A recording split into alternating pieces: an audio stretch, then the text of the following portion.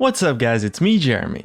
The new champion Taliyah is out on the PBE and I got a chance to mess around with her and try her out a little bit and give you guys my thoughts. She's a really cool and interesting champion and I'm really fond of the way that she was designed as a whole. I got a chance to take a look at her in pretty much every role you might think of, and I'm here to bring you guys my thoughts for just how good Taliyah is shaping up to be. And as always, if you guys enjoyed the video, don't forget to hit that like button, and if you don't enjoy the video, hit that dislike. And let's get started.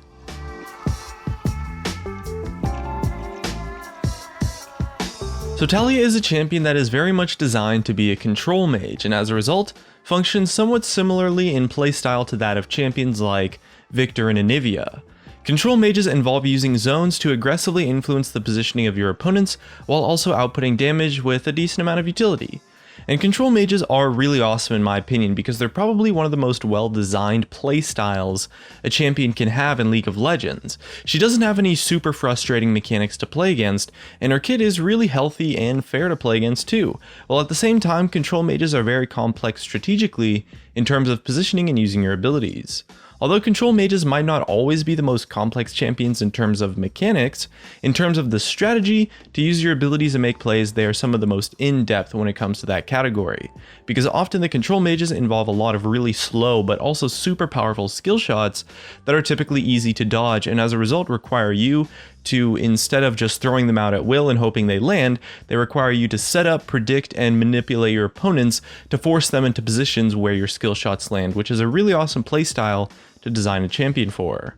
Taliyah is a pretty unique control mage in the sense that she lacks a lot of the damage, especially some of the burst damage that a lot of the control mages have, most notably Victor. She definitely does a bit less damage, and as compensation, she's given a little bit better utility. Not necessarily more utility, but the utility that she does have is a lot more impactful and powerful to create plays if you can actually land it properly.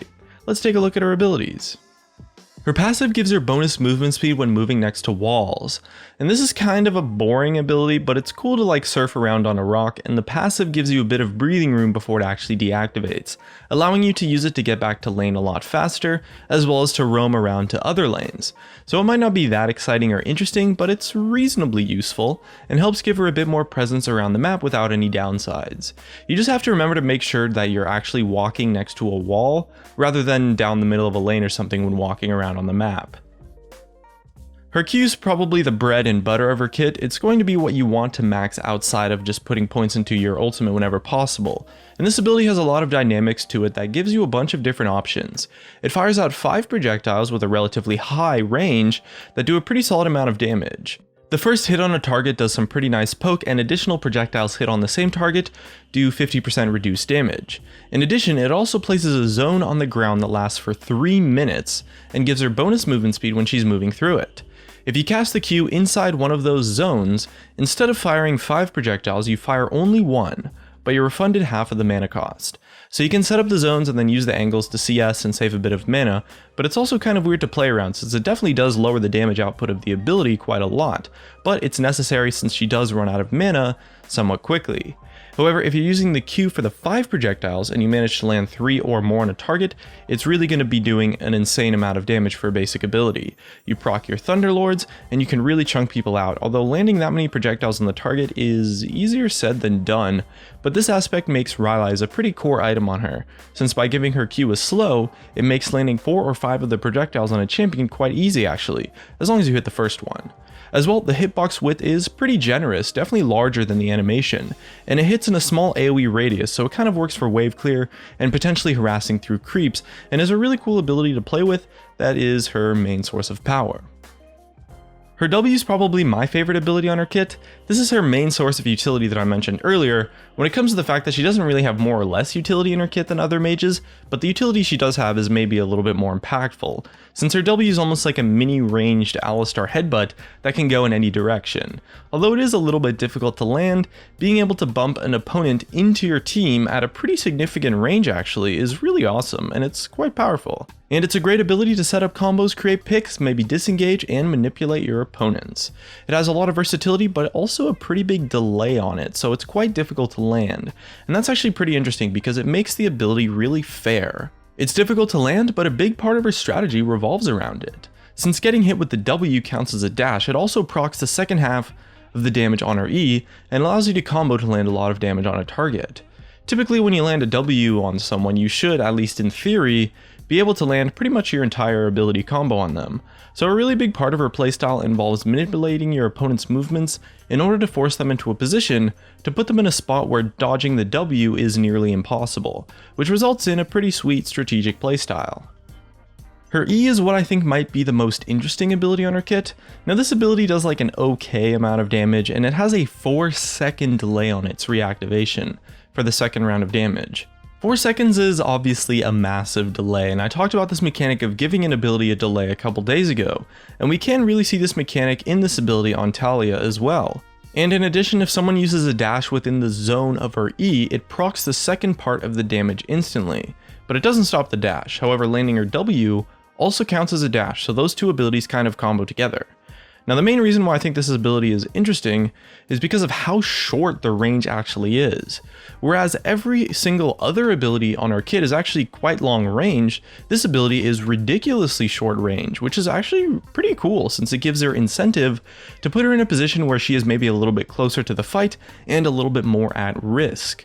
As a result, she benefits a decent amount from tank stats, so a proper build on her is probably some form of hybrid AP build, maybe like a Rod of Ages first, then a Rylai's and an Abyssal Scepter, a Zhonya's, and then a Rabadon's or Void Staff somewhere in there. Don't pay attention to my builds in the video though, because whenever I play champions on the PvE, I'm basically just trying out a whole bunch of random garbage that usually ends up sucking, but it's a good way to learn a lot about the champion quickly. And in teamfights, a lot of the positioning and manipulation with the rest of her kit can allow you to land that second proc of the E, especially on tanks or champions that are easily kited, and even if you can't, the first part still does relevant damage and it gives her some nice wave clear.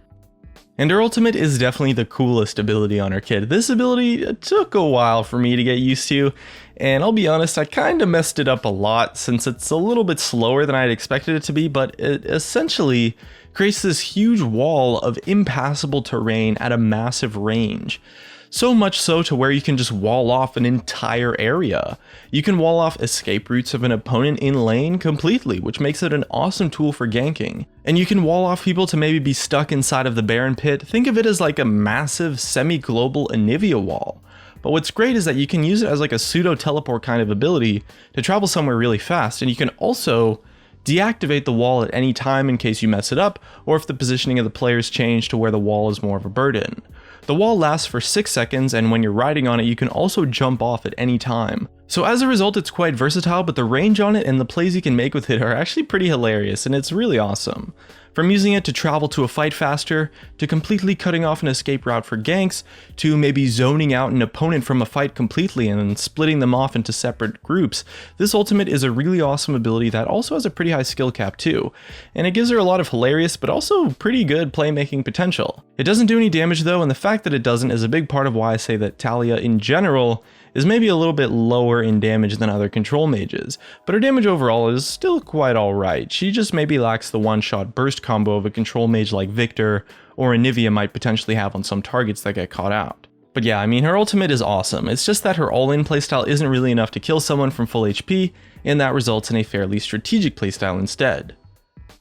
Her laning phase is pretty interesting since she does lack that burst damage, but she has a lot of nice harass, and using her Q can be quite effective, and she performs well versus mostly immobile champions since she is fairly skillshot reliant. But her laning phase is alright, and her wave clear is pretty solid since although her E has maybe a pretty long delay, it's not actually that big of a deal when you're using it to just wave clear. Her roams are great, and her team fighting is really interesting since there's a lot of strategic things you can do through manipulating opponents and zone control to just carry fights completely. Taliyah is definitely designed for the mid lane, but she does have some potential in other roles too. She has a fair amount of utility, so maybe she has potential in support, and her tools for ganking are great, so she has potential in the jungle as well. And since she kind of works off of a tanky hybrid kind of style, I wouldn't be surprised to see her having success in the top lane too. It's hard to know if her utility will still be useful enough without the damage though, and I'm leaning a bit towards no, since although her W is awesome, it's really difficult to land if your other abilities aren't actually threatening. So I don't think we'll see her on support, and in jungle, she maybe lacks a bit of the wave clear you would want from a decent jungler.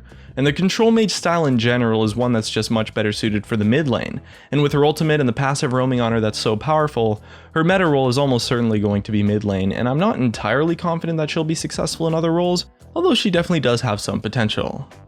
Overall though, the design of Taliyah is something that I am personally really impressed by. She really does not feel overpowered at all, but she also doesn't feel underpowered. She's probably one of, if not the most balanced champions in terms of gameplay design that I've seen come out for a really long time. Her design is really awesome, and she really feels great to not only play as, but also to play against. And she has a pretty high skill cap, which makes her have a lot of potential to be powerful at the competitive level, and just in general. I really don't think she's overpowered, and she might not even be that strong honestly, but she definitely feels really balanced, which is pretty cool to see, and it says a lot about the design of the character, so big props to the lead designer Daniel Klein, who also designed Azir, Tahm Kench, Lucian, and the Xerath rework. He did a great job with Taliyah, and I'm looking forward to her release and would recommend her to anyone looking to try out a new control mage once she hits the live servers, which should be in about 2 weeks from the day that I'm uploading this video. And that's going to be it. Thanks for watching, subscribe if you want, and I'll see you guys next time.